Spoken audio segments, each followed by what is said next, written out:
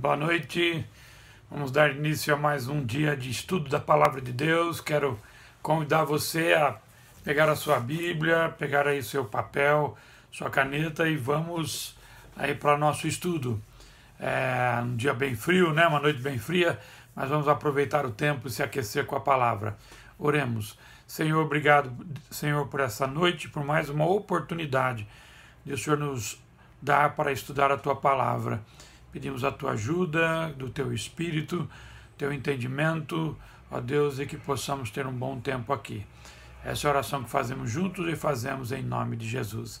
Amém. Amém? Muito bem, já que você já está aí com a sua Bíblia e o seu papel, vamos em frente. Nós estamos estudando a matéria de amartiologia, doutrina do pecado. Temos visto vários assuntos já interessantes e importantes na matéria, além de ver as palavras e várias outras coisas. Nas duas últimas aulas nós começamos a falar um pouquinho sobre a origem do pecado, né? A origem não se deu com Deus. Deus não é originador do pecado, a gente viu isso na palavra.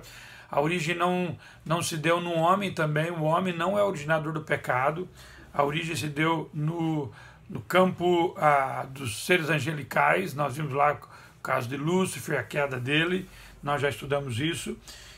Mas também nós começamos a ver na última aula a origem do pecado na raça humana, né? Nós vimos um pouquinho sobre isso na raça humana, o que ocorreu, como que ocorreu depois de Satanás, usando aquela serpente, fazer com que pudesse entrar na raça humana. E a gente percebeu que a mesma proposta que ela fez, serpente, Satanás fez para Eva, é aquilo que ele queria ser, igual a Deus, né? Como se alguém pudesse ser igual a Deus. Então, essa foi o problema.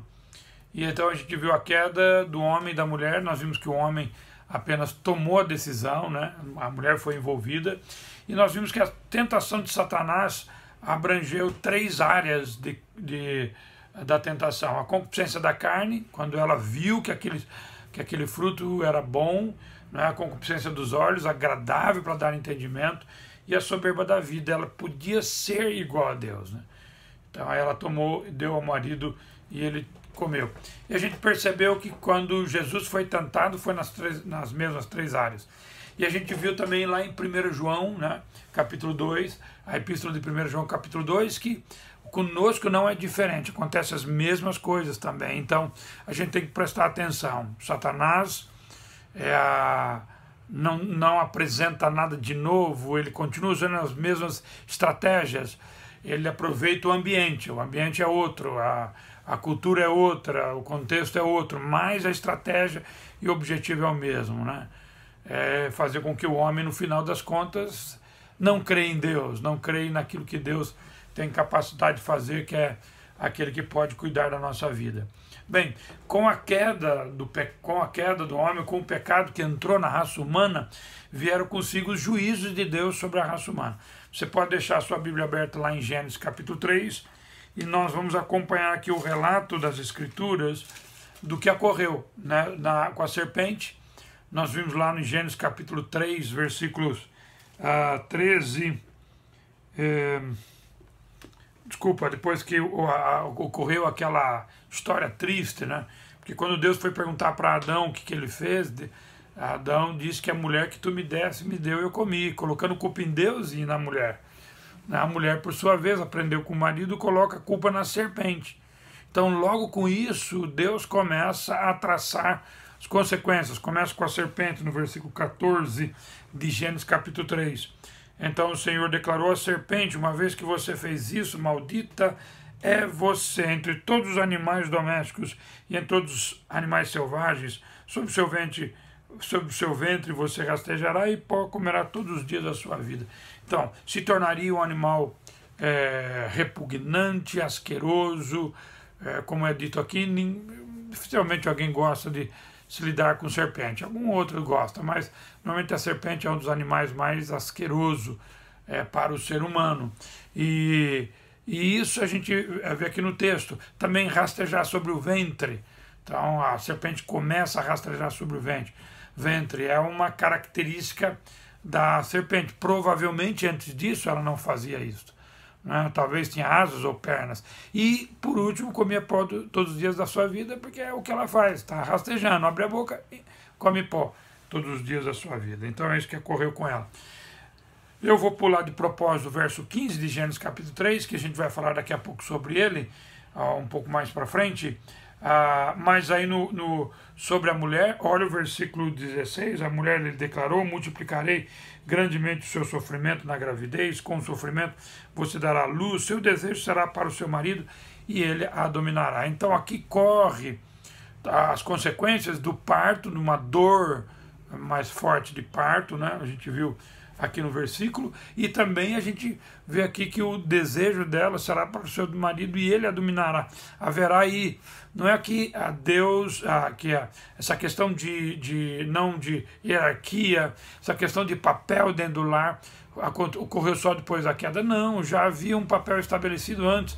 A questão é que agora a mulher teria que submeter a um homem que sabia que esse homem não é perfeito, é um pecador, e muito mais difícil, a gente sabe disso, as mulheres sabem com muito mais precisão sobre isso. Para o homem, olha os versículos 17 ao 19, e ao homem declarou: visto que você deu ouvidos à sua mulher e comeu do fruto da árvore da qual eu lhe ordenara que não comesse, maldita é a terra por sua causa, com sofrimento você se alimentará dela todos os dias da sua vida, e ela lhe dará espinhos e ervas daninhas, e você terá que alimentar-se das plantas do campo. Com o suor do seu rosto você comerá o seu pão, até que volte à terra, visto que dela foi tirado, porque você é pó e ao pó voltará. Olha só que consequência.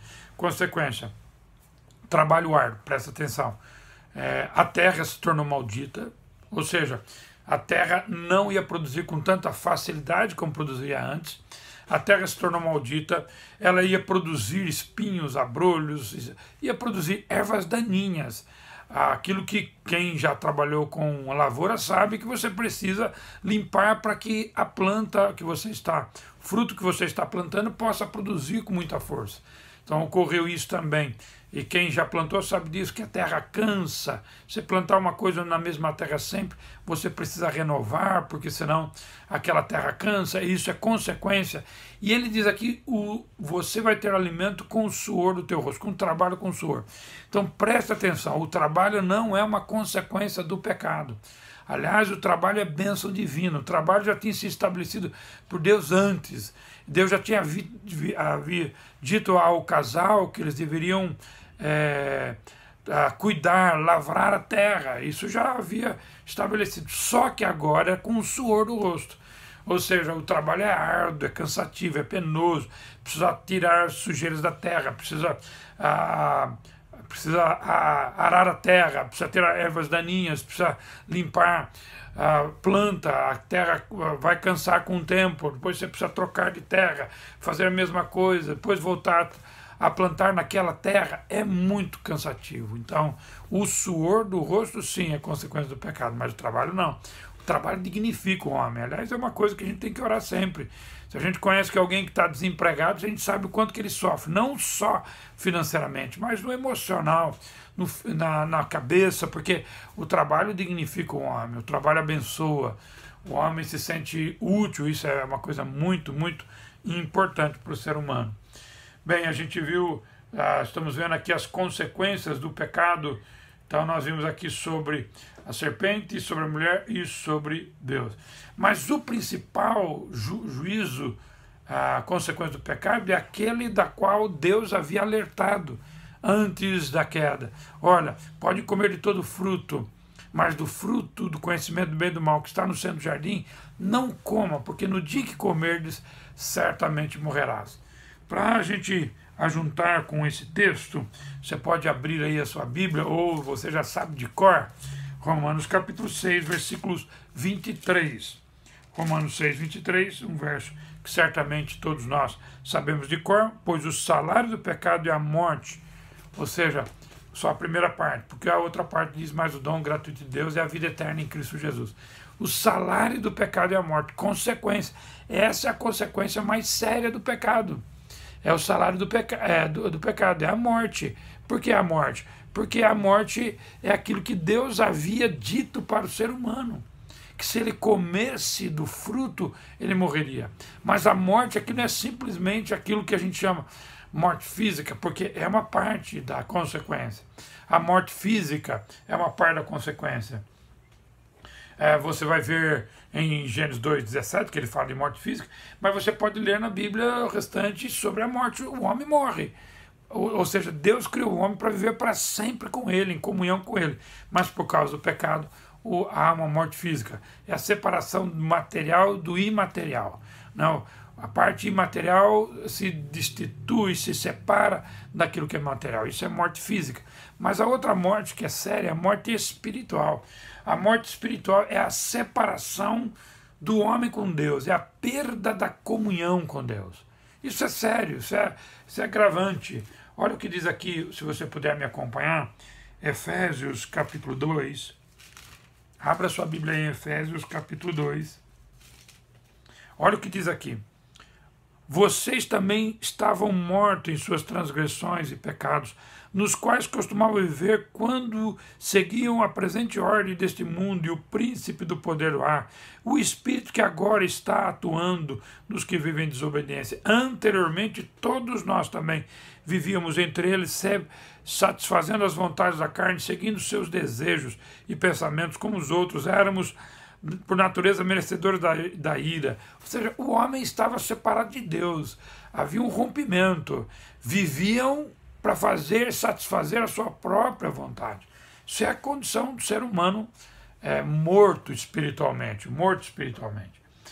Continuando aqui o texto, olha só que o capítulo 4 de Efésios, versos 17 e 18. Efésios 4, 17 e 18. Preste atenção nesses dois versículos. Assim eu lhes digo, e no Senhor insisto, que não vivam mais como os gentios que viviam na inutilidade de seus pensamentos. Eles estavam obscurecidos no entendimento e separados da vida de Deus por causa da ignorância em que estão, devido ao endurecimento do coração. Olha só, separados da vida de Deus. Pecado é separação, separados da comunhão com Deus. Mas deixa eu ler mais um texto aqui, Colossenses, um pouquinho para frente, capítulo 2, versículo 13, olha o que diz aqui as Escrituras. Quando vocês estavam mortos em pecados e na incircuncisão da sua carne, Deus vivificou com Cristo. Mortos, separados de Deus, separados da vida de Deus, separados da comunhão com Deus. É assim que estava o ser humano. Por causa do quê? Por causa do pecado. Quando o pecado entrou, o homem se destituiu de Deus espiritualmente. Não tinha mais comunhão. O homem deixou de conhecer. O homem deixou de amar a Deus, conhecer a Deus, amar a Deus. O homem deixou de obedecer a Deus. Não havia relacionamento com Deus. Porém, falando da consequência pior que a morte, tem a morte física, a morte espiritual, a pior de todas elas é a morte eterna. Olha só, 2 Tessalonicenses, um pouquinho para frente. 2 Tessalonicenses, capítulo 1, versículo 9. Acompanhe comigo aqui. 2 Tessalonicenses, capítulo 1, verso 9. Falando aqui dos últimos tempos, aqui. Eles sofrerão a pena da destruição eterna, a separação da presença do Senhor e da majestade do seu poder.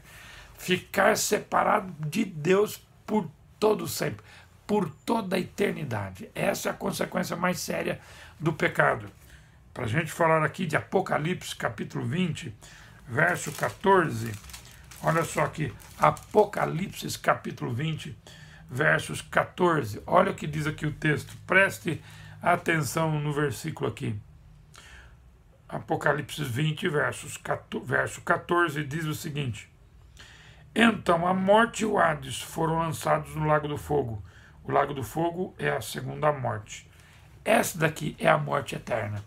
Aqueles que vão viver para sempre separados de Deus. Essa é a consequência do pecado. Nós vimos aqui a consequência sobre a serpente, sobre a mulher, sobre o homem, mas a pior de todas é a separação eterna de Deus. Separação eterna de Deus. Isso é o que está acontecendo, o que aconteceu, certo? Volte lá para Gênesis capítulo 3, versículos 18, Gênesis 3, 18, falando aqui o que o pecado trouxe para a raça humana, que trouxe para o ser humano, para a natureza. 3,18 diz o seguinte, fala aqui que ela lhe daria espinhos, ervas daninhas, e você terá de alimentar-se das plantas do campo. Nós já falamos até sobre isso, né? Ou seja, havia um caos total sobre a raça humana, sobre o mundo, mas o pior de todos era sobre o seu relacionamento com Deus. Morte física, espiritual e eterna. Bom, o pecado furtou do homem a sua verdadeira liberdade, em todos os sentidos. A liberdade de várias coisas de fazer aqui, mas também a liberdade de poder ter comunhão com Deus. E o transformou. De que forma o homem foi transformado? Ele foi transformado num vil pecador, num verdadeiro pecador mesmo. Realmente se tornou um vil pecador. Só vou citar algumas coisas aqui que eu acho interessante para os irmãos. Acompanha comigo aqui. Se você quiser anotar aí no caderno ou anotar as referências bíblicas, são muito interessantes. Todos os homens são pecadores. Todos os homens são pecadores. A gente vai ver daqui a pouco uma parte muito importante. Todos são pecadores. Romanos 3,23 diz isso, porque todos pecaram. Todos estão separados, destituídos da glória de Deus. Todos são culpados perante Deus. Ninguém é indesculpável. Todos os seres humanos são culpáveis diante de Deus. Os homens são filhos da ira. Efésios 2,3 diz lá. Todos são culpados, lá Romanos capítulo 3, versículo 19. Agora, olha só, os homens são os filhos da ira. Às vezes quando a gente fala assim, parece que todo mundo está irado. Deixa eu dizer, filhos da ira é o seguinte sentido. A ira de Deus está sobre eles. Sobre todos os seres humanos. Isso é consequência do pecado. Os homens estão afastados de Deus. O ser humano por si só não tem interesse nas coisas de Deus. Ele pode até ser religioso. Ele quer ser religioso, mas ele não tem interesse nas coisas de Deus. São corruptos, os homens são corruptos, enganosos quanto à sua natureza. A natureza do ser humano, quando falam homem, estou colocando todos nós. A natureza do ser humano por si só deseja as coisas erradas. São muito mais atentos às coisas erradas. Você pode ler lá em Jeremias 17,9, né? Diz lá que o coração do homem é extremamente corrupto, quem o conhecerá? É enganoso o coração, é grandemente corrupto. Isso é da natureza humana. A gente fala dos políticos, os políticos. Deixa eu dizer uma coisa, a tendência nossa, se estivéssemos lá, não era muito diferente, não. Porque nós somos pecadores. A corrupção não está só na política, a corrupção está em todos os setores da humanidade, todos os setores da sociedade. Você pode ver isso em todos os lugares, né? É o representante de uma empresa que pega uma nota de alimento um pouco maior do que ele gastou para ganhar um pouco mais de dinheiro. Corrupção está em todos os lugares, é a natureza do ser humano. O ser humano sempre quer ter a vantagem em todas as coisas. Isso é de nós, infelizmente, da natureza. Eu só quero ler esse versículo aqui. Olha só o que diz Romanos.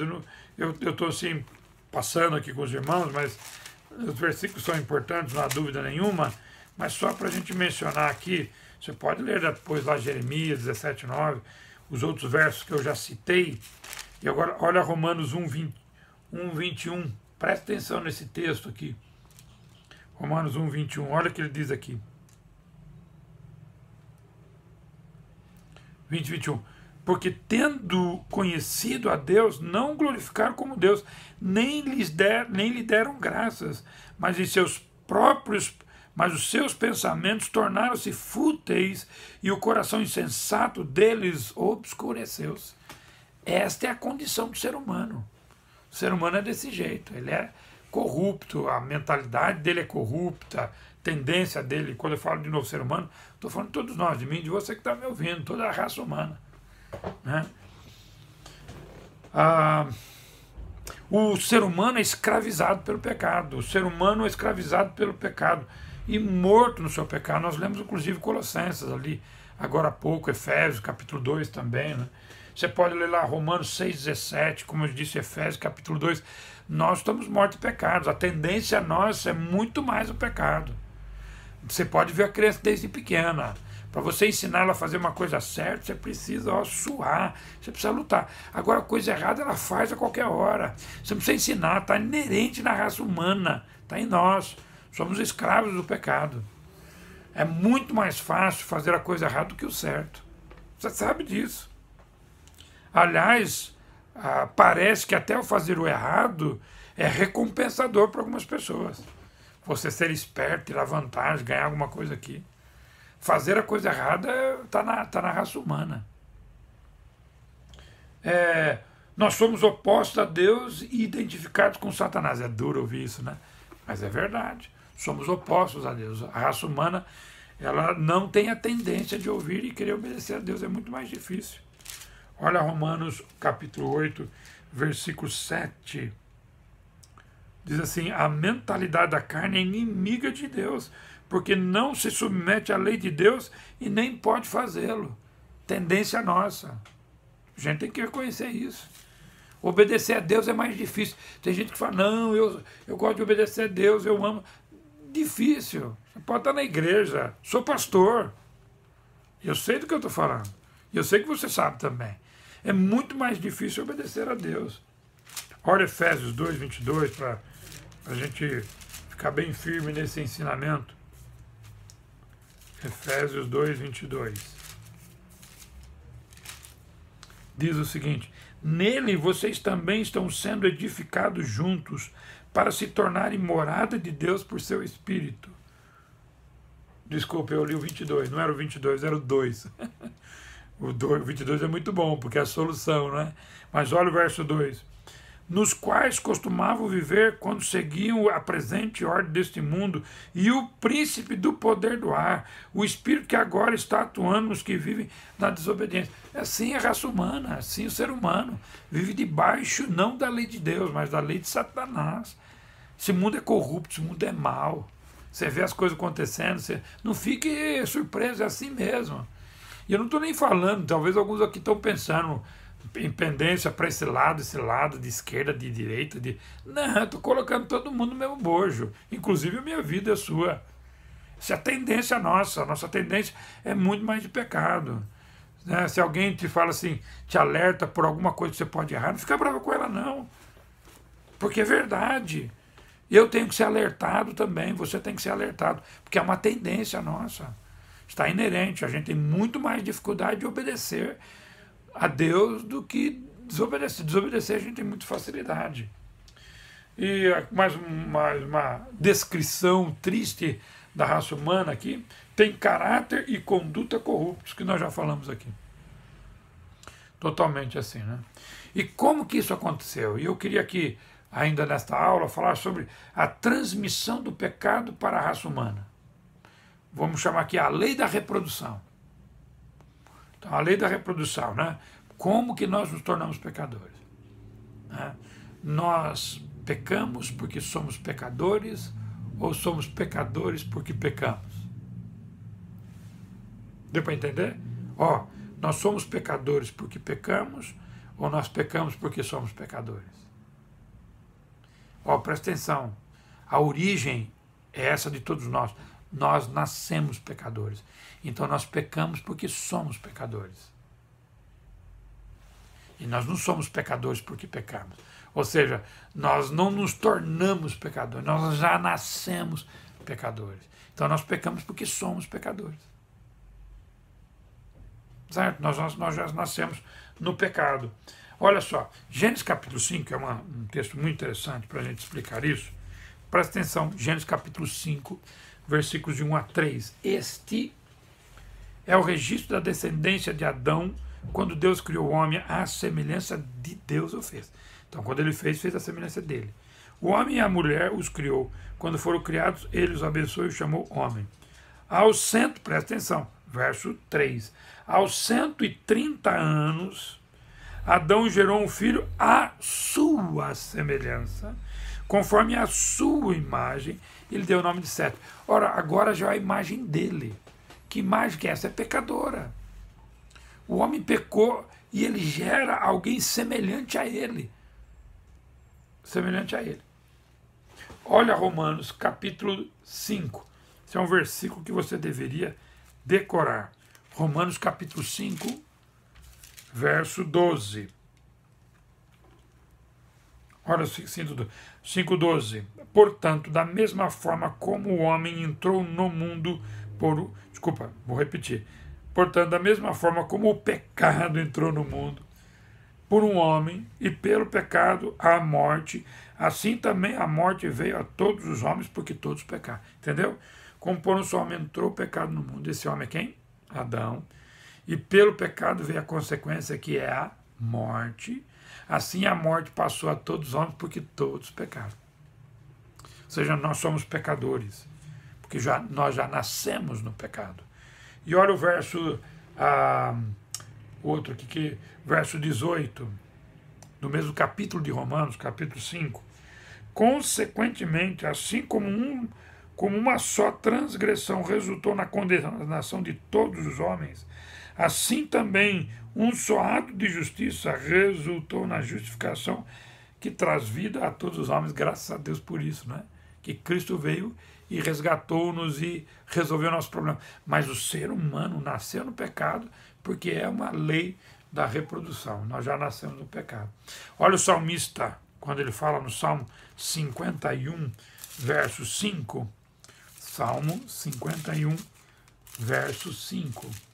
Salmo de número 51, verso 5, diz assim: sei que sou pecador desde que nasci, sim, desde que me concebeu minha mãe. Ou seja, eu sabia que ele nasceu no pecado.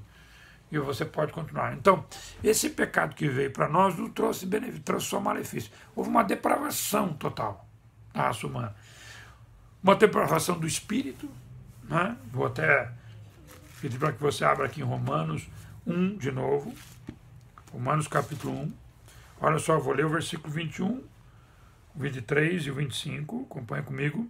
Romanos 1, 21. Porque tendo conhecido a Deus, não o glorificaram como Deus, nem lhe deram graças, mas os seus pensamentos tornaram-se fúteis e o coração insensato deles obscureceu-se. Verso 23. E trocaram a glória de Deus imortal por imagens feitas segundo a semelhança do homem mortal, bem como de pássaros, quadrúpedes e répteis. Olha o verso 25. Trocaram a vontade de Deus pela mentira e adoraram e serviram a coisas e seres criados em lugar do Criador, que é bendito para todos sempre. Amém. Ou seja, houve uma depravação do espírito. Vou ler até uma frase aqui que eu achei interessante. Presta atenção nessa frase que eu vou ler para vocês.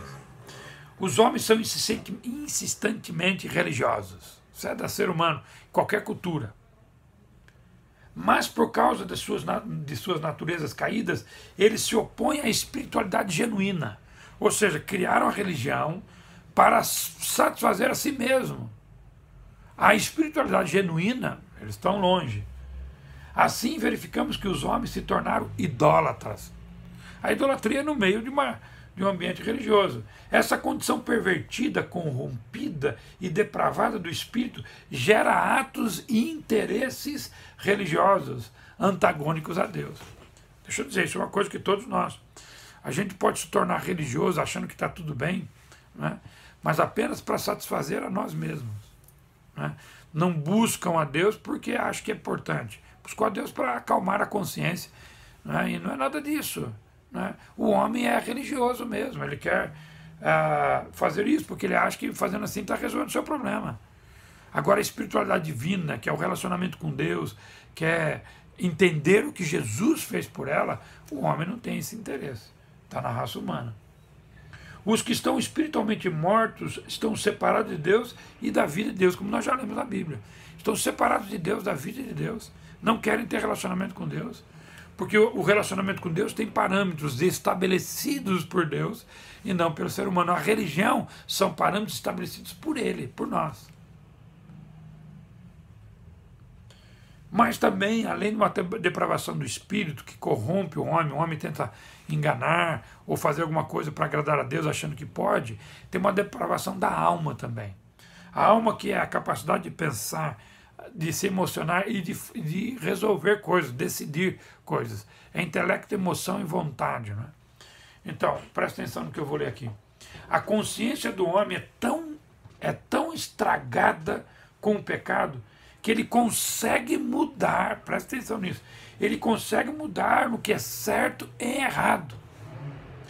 Ele consegue mudar no que é certo e errado e vice-versa, o que é errado para certo. E muitas vezes isso é chamado de enfermidade, fraqueza ou perturbação, mas não é chamado de pecado. Ou seja, o casal está brigando, é incompatibilidade de gênero, não é pecado. Não se respeitam, não sabem tratar, não sabem se cuidar. Então um homem invariavelmente vai mudar aquilo que é certo para errado, aquilo que é errado para certo, aquilo que é bom em mal em bom. Isso é do homem, ele consegue fazer isso na mente. O homem é um rebelado contra Deus, ele possui uma natureza depravada e orientada por sua alma. Ou seja, o que é a alma?